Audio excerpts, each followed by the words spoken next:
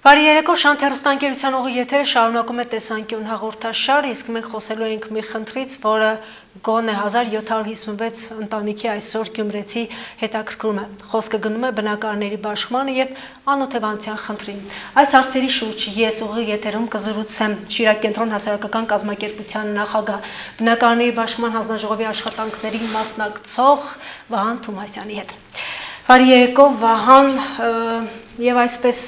բոլոր անօթևանների մեկ հարց է հետաքրքրում Անի եւ Մուշ երկու թաղամասերի 1756 բնակարանների բաշխումը շահագործումը երբ է լինելու, որովհետեւ մի քանի ժամկետներ նշվեցին։ Գոնե մինչեւ սեպտեմբերի վերջը դա կլինի իրատեսական, որ կբաշխվեն բնակարանները։ Շնորհակալություն հրավերի համար։ Ցավոք սրտի ես հիմա վերջնական պատասխանը չեմ տալու, որովհետև հենց այսօր քաղաքաշինության նախարարության հետ նորից փորձեցի ճշտել, թե արդյոք հայտնի է ժամկետները, որովհետեւ հնարավորություն ունենամ այսօր այս ետերից մեր համակարգացիներին հայտնելու, դեռ հայտնի չէ։ Իմ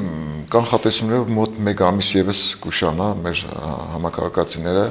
այն ընտանիքները, ովքեր շահառու են ճանաչվել եւ մասնակցել են բնակարանների պաշտպան վիճակահանություններին, ստիպված կլինեն եւս 1 ամիս սպասելու։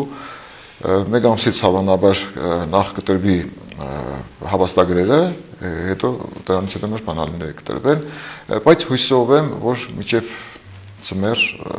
մեր համակարգացիները այն ընտանիքները, ովքեր բնակարան են ստացել, 1756 ընտանիքները կկարողանան տեղափոխվել եւ բնակվել նոր բնակարաններում։ Այսինքն սեպտեմբերի 1 նշվեց եւ եւս մի ժամկետ է հիմա նշվում սեպտեմբերի 21 դրանք չեղյալ համարենք։ 21 ես իշքան գիտեմ ժողովուրդը պարզապես կապվում է անկախության տոնի հետ եւ մտածում է, որ անկախության տոնի կապակցությամբ լավ նվեր է արվելու մեր ժողովրդին, որևէ կոնկրետ պաշտոնական հայտարարություն չի եղել այդ։ Ես էլ եմ լսել սեպտեմբերի 21-ի մասին, բայց չմոռանանք, որ նախորդ տարի աշնանն էին նախատեսված շահագործելու։ Առհասարակ սեպտեմբերի 1-ը ես հույս ունեմ, որ սեպտեմբերի 1-ին այնուամենայնիվ կշահագործվի, որովհետև Գլենդել Հիլզի եւ կառավարության միջև կնքած պայմանագրի համաձայն սեպտեմբերի 1-ին պետք է շահագործման հանձնվեն, այսինքն սեպտեմբերի 1-ից հետո տրամաբանորեն Գլենդել Հիլզը համապատասխան տուգանքներ է մուծելու, քանի որ սահմանված ժամկետում չի կարողացել շահագործման հանձնել, բայց նույնիսկ այս պայմաններում ես համաձայն եմ, որ մի քիչ ուշ լինի։ Իհարկե, բայց կիսապրատ, ասենք նախորդ բնակարանների շահագործման փուլի նման կիսատ-պրատ գործեր չլինի կոմունիկացիոն համակարգի հետ կապված, ներքին հարդարման աշխատանքների հետ կապված, ոչինչ 24 տարի սպասել են մեր համակարգացիները, ճիշտ է վերջին 1 ամիս, 1-2 ամիս ավելի դժվար է անցնում, բայց ամեն դեպքում լավ է նրանք ամբողջական այդ աշխատանքները ավարտեն, քան ասենք ստիպված լինեն այդ աշխատանքները մի քանի օրվա անել եւ մեր համակարգացիները գնեն կրակը։ Լավ, փաստաթղթային փաթեթները ինչ վիճակում են եւ քանի ընտանիք ինչպիսի բնակ մակերես կորցրեց ու մշտապես պատճառաբանում են, որ անօթևանն է մեղավոր, շահառուն է մեղավոր, միթե այդպես է, ինչպես ներկայացնում է քաղաքաշինության նախարարությունը։ Առհասարակ ամբողջ բնակարանների պաշտպան գործընթացը եղել է ակտիվ քննարկումների, կարծես թե նախընտրական քննարկումների, չգիտեմ, բանավեճերի փուլ, որովհետև կառավարության այն ծրագիրը, որը իրագործվում է ներկայումս 2010 թվականից Աղետի գոտում եւ մասնավորապես Գյումրի քաղաքում, ինքը մի քիչ շատ խիստ ծրագիր է, պահանջները շատ խիստ է տրված 432 եւ այլ մի քանի որոշում կա, որոնց համաձայն սահմանված է բնակարանների տրամադրման կարգը, բավականին խիստ է եւ եթե շատ առին եւ ոգուն հետևում ես մարդիկ խնդիրներ ունենան, որովհետեւ այդ որոշումները կայացնելիս հաշվի չեն արել, որ 20 տարուց ավել է անցել եւ ընտանիքների ներսում բազմաթիվ փոփոխություններ է եղել։ Մարդիկ կան, որ բացակա են, մարդիկ կան, որ մի քանի ամսով դուրս են գրվել։ Խոսքով կառավարությունը այդ որոշումները ընդունելիս կարծես թե կտրված է եղել իրականությունից, ինքը չի ուսումնասիրել, առհասարակ ճիշտ կլինի ամենամեծ թերությունն է, երբ կառավարությունը կամ ազգային ժողովը որևէ օրենք կամ որոշում է կայացնում, ինքը չի ուսումնասիրում, թե ինչ իրավիճակում է կամ ինչպես է գործելու այդ օրենքը, կոնկրետ հասարակության հուզող խնդիրները, առկա խնդիրները չի ուսումնասիրում։ Բազմաթիվ ընտանիքների կիսված ընտանիքների մասին էր, հազարամյա խնդիրներ կան։ քանդման կերպամոնտաժման խնդիրը դրվեց։ Վերջապես ինչպես եղավ, վերջապես եթե կառավարությունը անտեղյակ էր, նախարարությունը անտեղյակ էր, այստեղ հանձնաժողովը բավական ջանք խնայեց, թե ջանք խնայեց։ Տեսեք, հանձնաժողովը երբ որ վերցնում ես ի տարբերություն նախորդ տարիների, ես միշտ ասում եմ, թվում է թե ես բայց երբ որ վերցնում ես հանձնաժողովի աշխատանքները, ինքը հետևում է օրենքի տարին։ Կառավարության համապատասխան որոշումների տարին է հետևում։ Բայց եթե դու ամբողջովին դրան հետևես եւ կառավարության որոշումը մշտապես փոփոխության չի ենթարկվես, լուրջ խնդիրներ կլինի եւ մարդիկ խնդիրներ կունենան։ Առանց այդ շատ ընտանիքներ քաշքշուկների մեջ են հայտնվել։ Պետկադաստրի մի կողմից է քաշքշուկներ ստեղծում մարդկանց համար, չգիտեմ նոտարը մյուս կողմից է ստեղծում, բնակարանների պաշտպան հանձնաժողովը մյուս կողմից է ստեղծում, եւ եթե իրենք ոչ թե շահառուներին պետք է չարճարես, այլ դու փորձես օրենքը կամ որոշումները փոփոխության ենթարկել, որ հարմարեցնես իրականությանը հետ։ Մի քանի անգամ փոփոխություններ եղավ, շատ չարճարանքներով, մշտապես գրեթե ամեն մի փոքր փոփոխության, ամեն մի կետի փոփոխության համար երևի մի 100 մենք նամակ ուղերձ դիմում, չգիտեմ, տեսանյութեր, հեռուստաելույթներ ենք պատրաստել, որ հասել ենք ինչ-որ մի փոփոխությունների։ Եթե այդ փոփոխությունները չլինեին, որովհետեւ մարդկանց այն 1756 կամ առաջիկա 420-ը, որ պետք է նորից ստանան հաջորդ տարի դեկտեմբեր ամսին, այդ մարդիկը չէին կարողանալու ստանալ, որովհետեւ պահանջները այնքան է խստացված։ Դրա համար կառավարության որոշումը, այս որոշումը, որը վերաբերում է անօթևան ընտանիքներին, ինքը պետք է կարողանա շատ ակտիվ եւ շատ կարճ ժամանակում փոփոխությունների ենթարկես, որովհետեւ խոչընդոտները, որը հանդիպում է կառավարության այդ որոշումը իրագործման ժամանակ, կարողանաս հաղթահարել այդ որոշումները։ Լավ, իսկ վիճահարույց բնակարանային գործերը քանիսն են եւ կարող է հենց այն 420 բնակարաններ եւս որ պիտի կառուցվեն, դա թիվ փոխվի, ավելի շատ ավելանա կամ պակասի։ Եթե դուք հիշում եք, մեր պահանջը հետևյալն է, նախ ի սկզբանե չէին ուզում եւս 420-ը կառուցել։ Կար տրամադրություն կառավարության եւ իշխանությունների մոտ, որ 1756-ով ավարտեն այս փուլը, ասում որ 4270 ընտանիք կան օտեբանների երթացուցակում, առասարակ Գյումրու անօթևանների երթացուցակը բաղկացած է այդ թվից, բայց կան մոտ 300 ընտանիք, ովքեր երկրաշարժին բնակարան կորցրել են, մինչև հիմա չեն փոխհատուցվել, բայց անօթևանների երթացուցակում հաշվառված չեն միայն այն պատճառով, որ մինչև 2008 թվականի նոյեմբերի 1-ը չեն հասցրել համապատասխան փաստաթղթեր ներկայացնել, բայց մարդիկ մեղավոր չեն, որ արկելք է դրած, փակված է։ Առասարակ պետք է այդ անօթևանների երթացուցակ կոչված ինքը բաց լիներ, ոչ եթե մարդը գալիս է, ինքը բնակարանը կորցրել է, չի փոխհատուցվել եւ անօթևան է կամ չի ձեռք բերել հսկայական սեփականություններ եւ այն մարդը կարողանա օգտվել այս ծրագրից։ Բայց այդպես չէ, արկելքը տրված է 2008 թվականի նոյեմբերի 1 եւ այդ ընտանիքը եթե չի հասցրել, չի կարող։ Բայց մենք պետք է շահառու ճանաչենք այդ ընտանիքներին, պարտավորություն պետք է պետություն ունենա այդ ընտանիքների հանդեպ, որ հետագայում փոխհատուցի, որովհետեւ մարդիկ վերջին հաշվով կորցրել են եւ չեն փոխհատուցվել 25 տարվա ընթացքում։ Դրա համար այս որոշումները ինքը հիմա եթե հետևային շատ խիստ լիներ 1756-ով իրենց ցանկություններ որ ավարտեին, բայց երբ որ մենք պահանջեցինք եւս 1000 կառուցել, իրենք հանձնաժողովի ներսում սովորաբար քննարկման ժամանակ որոշեցին, որ մի քանի ՊԳԲ տան բնակարանների կման վկայականներ, բայց դա սարսափելի կլիներ։ Եվ մենք բողոքեցինք դրա դեմ։ Հիմնականում վերաբերում է գյուղերի միայնակ ծերերին։ Չէ։ Տեսեք, ինչ որ ՊԳԲ-ն հիմա ՊԳԲ-ներ այն գյուղեր, այն համայնքներում, որտեղ 10-ից պակաս է անօթևան ընտանիքների բնակարանաշինություն չի լինելու,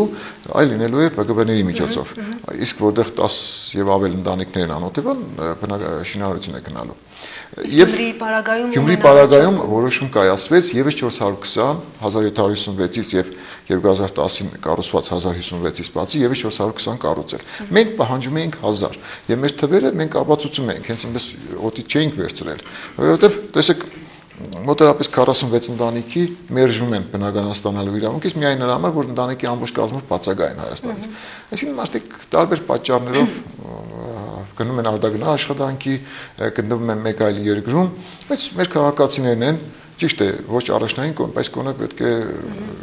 նրանք եւս կարողանան օգտվել իրենց իրավունքից, որովհետեւ մարդիկ կորցրել են եւ մեղավոր չեն, որ սոցիալական ծանր պայմանները, գործազրկությունը եւ մարդիկ արտագաղթել են ժամանակավորապես, դուրս չեն եկել գրանցումից։ Իսկ այսօր առաջնորդվում են այսպես, ինչքանով ես հասկացա, ով քաղաքում է մնում, նրանց առաջնահերթորեն, իսկ ով Հայաստանից դուրս է։ Չէ, բաշխման կարգը չես կարող փոխել։ Օրինակ, ես առաջարկում էի, որ մենք առաջնային տանք բնակարաններ այն ընտանիքներին, ովքեր փաստացի գտնվում են Գյումրիում եւ ապրում են տնական ավաններում։ Բայց կառավարության որոշման փոփոխության կարիք կար, որովհետեւ այդ սկզբունքով բնակարանները տային։ Որովհետեւ տեսեք, շատերը փողոքում են, չեն փողոքում, որ կոռուպցիա կա։ Չեն փողոքում, որ, չգիտեմ, տալիս են բնակարանը նրանց, ովքեր անօթևանի կարիքը չունեն կամ անօթևանի հերթացակում չկա։ Հիմնական փողոքը նրանում է, որ այլ երկրներից կարողացան գալ եւ բնակարան ստանալ։ Հասկանում եք, մարդիկ երկրաշարժին կորցրել էին, չէին փոխհատուցվել, հերթացակում կային, չէին կարող չտալ։ Ես ասում եմ, բայց իմ տարբերակը անցնել, որ տայինք փաստացի այն ընտանիքներին, ովքեր հենց Գյումրիում են, մի քիչ կոռուպցիոն ռիսկեր կպարունակեր։ Ով պետք է որոշեր, թե իրանք գտնվում են Գյումրիում, թե դրսում։ Այսինքն սկսվեր քաշքշուկներ։ Դրա համար որոշեցին ըստ հերթացուցակի եւ ըստ արտոնությունների բաշխել բնակարանները։ Լավ, տեսեք, մերժումները բավական շատ էին, այդ դեպքում նաեւ մերժված ընտանիքներին ուղղորդում էին դատարան կարգով վերականգնեք ձեր անօթևանի կարգավիճակը։ Ու այս դեպքում ինչու հենց դատարանի վճռով թեկուզ անօթևանության կարգավիճակը վերականգնվածները այս փուլով չընդգրկվեցին։ Տեսեք, մոտ այս պահին արդեն 379 կառավարության կողմից տրված տեղեկանքի համաձայն մերժված ընտանիքներ կան։ Ես հաշվել եմ, որ տեղեկանքը մի 10 օր առաջ են տվել, եւս մի քանի ընտանիք ավելացել, մոտ 400 ընտանիք մերժված են։ Դա հսկայական թիվ է։ Այս 400 ընտանիքների մեծ մասը ապրում է տնական ավաններում, տարբեր պատճառներով են մերժում։ Հիմա մերժումները ես նաև հետաքրքրվեցի, թե դատարաններ տասնյակ ընտանիքներ դիմել են, որովհետեւ դատական կարգով վերականգնեն իրենց իրավունքները, բայց դեռ որևէ դրական վճիռ չի կայացվել։ Այսինքն բոլոր վճիռները մերժվել, բոլոր դիմումները մերժվել են։ Ինչու ըստ էության փակ է այս խնդիրը դատարանում։ Ես ենթադրում եմ, որ նաև ներքին հրահանգ կա, որ մերժեն, որովհետեւ դիմողներից շատերը արտարացիորեն պետք է օգտվեն այս ծրագրից, բայց քանի որ որոշումը շատ խիստ է կամ դատարանները համեմատում են այդ որոշման հետ եւ ասում են հա պարզ է որոշմամբ են մերժել, բայց դրա համար դատական ճանապարհը ելք չէ։ Ելքը կառավարության համապատասխան որոշումը մի քիչ թույլատնելն է, մեղմացնելն է, նոր որոշում կայացնելն է եւ այս ընտանիքները, քանի որ մերժված ընտանիքները եւս շարունակում են մնալ անօթևանի հերթացակում։ Իրենք երբ որ դիմում են դատարաններ, ոչ թե ուզում են անօթևանի կարգավիճակը վերականգնել, այլ բնակարան ստանալ, որովհետև շատ կան որ դատական կարգով իրենք անօթևան ճանաչվել են, բայց բնական ճանաչում ես անօթևան, բայց փուլերի չի կարող ստանալ բնակարան։ Բայց չի կարող բնակարան ստանալ, այսինքն տես մոտավորապես հետեւյալն է պատասխանը, ով ասես որ դուք անօթևան չեք, բայց պարտավորություն չկա, որ մենք ձեզ անպայման բնակարանով ապահովենք, այսինքն դատարանները ճանաչում են միայն որ իրենք անօթևան են։ Բայց բնական հատկացնելու մասին պարտադրանք չկա։ Իհարկե սա անհետեթություն է, դա անօթևան է, մի քիչ բան է, թույլտվություն կա, բայց պետք է ոչ թե դատական կարգով գնան մարդիկ, թեև ես էլ երբեմն խորհուրդ եմ տալիս, որ մերժված ընտանիքներին դիմեն դատարան, բայց հասկանում եմ, որ կան նաև ենթադրություն, որ ներքին կարգով հրահանգել են որ դատարաններում, այո, փակ շղթայում են հայտնվում ընտանիքները։ Դրա համար լավագույն տարբերակը պահանջել կառավարությունից նոր որոշում կայացնել եւ անօթևանի հերթացակում ցուցակում ընդգրկված, սակայն մերժված, այս փուլում մերժված ընտանիքներին եւս վերանային եւ այդ ընտանիքներին առաջիկայում կարողանան ապահովել բնակարաններով։ Լավ, շնորհակալություն Վահան, քաղաքաշինության նախկին նախարար Վարդան Վարդանյանը նիստերից մեկի ժամանակ լրագրողների հարցազրույցում մերժումների եւ հերթացուցակների ճշգրտման զտման առումով այսպիսի մի բան էր ասել, որ կան մարդիկ անօթևանի հերթացուցակներում, ովքեր բնակարան ստացել վաճառել են ու նորից անօթևանի հերթացուցակում են։ Դա ինչպես է եղել եւ նման ընտանիքները քանիսն էին։ Չէ, կան դեպքեր, որ ասենք չպետք է լինեին անօթևանի հերթացակում, բայց հաշվառված են եղել։ Ասենք հաշվառման ժամանակ փաստաթղթեր են ներկայացել կամ չէ, երևի շատ խիստ չեն մոտեցել կամ դատական կարգով, ասենք կա երբեմն դատական որոշումներ կա, որ անհետեթություն է, ասենք մարդը առհասարակ կապ չունի անօթևանության հետ, բայց ինքը հայտնվել է անօթևանի հերթացակում, նրանց մերժումները տրամաբանական է, որ պետք է մերժվեին, որովհետև եթե նրանց ենք բնակարան տալիս, փողոցում են հայտնվում այն ընտանիքները, որոնք իրական անօթևաններ են։ Բայց սրա հետ նաև մերժվում են ընտանիքներ, որոնք շատ անհետետ պատճառներ, ասենք 5 ամիս կամ 6 ամիս մարդը Հայաստանից բացակայել է, դուրս է գրվել, նորից հետ եկել, կամ չգիտեմ ընտանիքի մի անդամը իս բնակարանի փլված շենքի բնակարանի հաշվին բնակարանը ստացել, հիմա իրեն են մերժում։ Կան տարբեր պատճառաբանություններ, որոնք պետք է առանձին նայ, ոչ թե ընդհանուր մոդեցում է պետք։ Հիմա տեսեք սեփական տուն կորցրած ընտանիքներին, սեփական տուն կորցրածներին չեն փոխհատուցում այս ծրագրով, նորից անհետեթություն է, որովհետև մոտավորապես բավականին մոտ 278 ընտանիք, ասենք երկրաշարժի ժամանակ բնակվել է սեփական տանը, եւ սեփական տուն է կորցրել։ Հիմա բազմա բնակարանի շենքի կորցրած ընտանիքներին փոխհատուցում են, բայց սեփական տուն կորցրած ընտանիքներին չեն փոխհատուցում, թեև տարբերությունը ո՞րն է, դե մարդը կորցրել, ասենք գյուղական բնակավայրերին որ տալիս ենք, սեփական տուն կորցրածներին ենք տալիս, չէ՞, բայց քաղաքում պարտադրում են, որ անպայման պետք է տվյալ ընտանիքը բազմաբնակարան շենքից կորցրած լինի։ Սա եւս սխալ մոդեցում է, այս ընտանիքներին եւս պետք է հնարավորություն տալ օգտվելու իրենց բնակարան ստանալու իրավունքից։ Գիտեք, իշխանությունները չէին սպասում, որ այս քանակությամբ անօթևան ընտանիքներ իրականում կան։ Երբ որ 2010 թվականին նոր սկսվեց ծրագիրը, մենք խոսում ենք, երբ որ վիճաբանություն կար, իրենք ասում էին, այ կտեսնեք, մենք առանձին երբ որ սկսեցինք նայել բոլորի փաստաթղթերի, այդքան բնակարան պետք է։ Այսքան բնակարան, նույնիսկ իրենք սպասում էին, որ 1756 ավել կլիներ, ասենք ավելորդ է այդ քանակությամբ բնակարաններ կառուցել, բայց պարզվեց, որ 1756-ն է շահագործին եւ 420, հիմա 420-ել է ավելի քիչ, քան նույնիսկ ճանաչվել։ 420-ի արդեն ապագա շահառուներ այսպես Այո, մեծ մասը ճանաչված են շահառուներ, այդ ընտանիքները ճանաչվել են եւ կառավարության եւ քաղաքաշինության նախարարի հրամանով հատկացման բնական հատկացնելու մասին հրամանները կան, ինչպես նաեւ գումարը փոխանցված է արդեն Գլենդել Հրիզին, շինարարությունը հիմքերի արդեն սկսված է, բայց շահագործումը նախատեսված է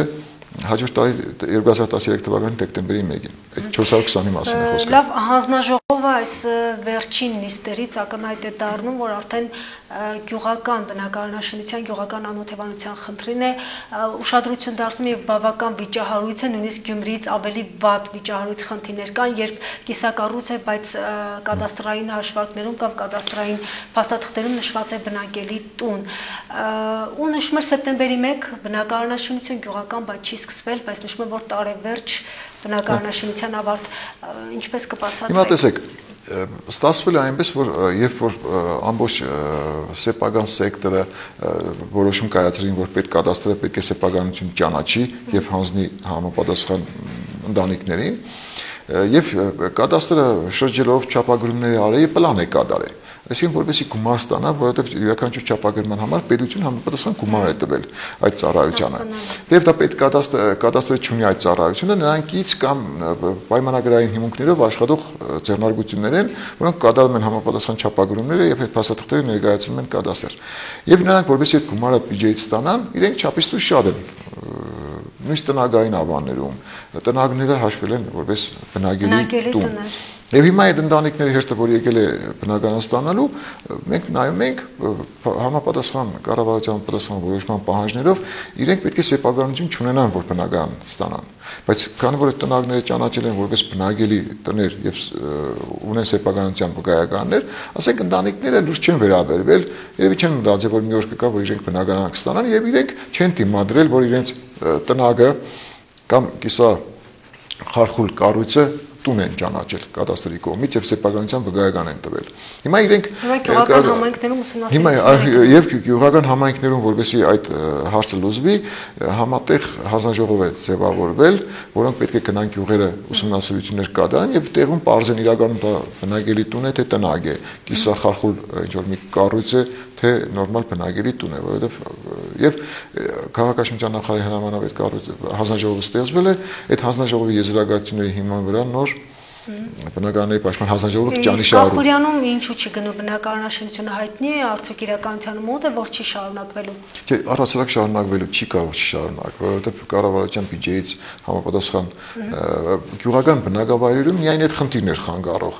բայց կարելի է սկսել, որովհետև հիմա հետևյալ սկզբունքով են աշխատում, որոշենք քանի շահառու կա, որ համապատասխան քանակությամբ բնակարաններ կառուցենք։ Կարելի է սկսել, ասենք, կամ շահառուների մի մասին ճանաչել, անօթեբանների մի մասին շահառու ճանաչել, շինարարությունը սկսել, հետո ավելացման պայմանով, ոչ թե, ասենք, սպասենք 2-3 տարի ցկցկվեց, որ ամբողջական պատկերը տեսնենք, նոր